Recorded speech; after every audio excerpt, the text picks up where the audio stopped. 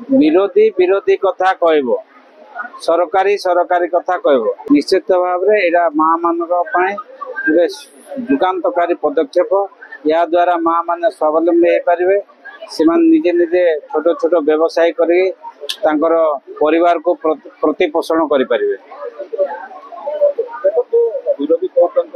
अल्प समय विरोधी विरोधी कथा कहब सरकारी सरकारी कथा कहब सरकार दलर विधायक हिसाब रे मो समस्त को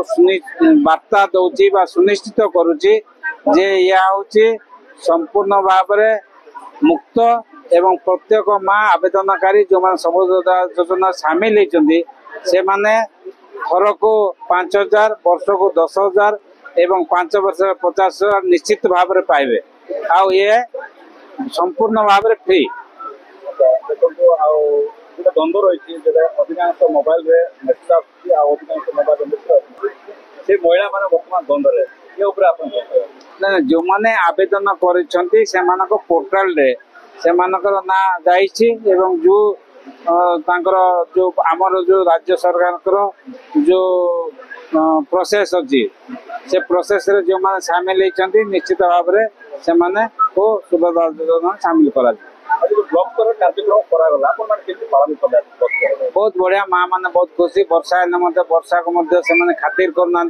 आम सुभद्रा योजना पाइबू से मन गोटे उत्साह अच्छी बीजेपी सहित जोड़ी होगा सी मनोभाव आसूची एवं आज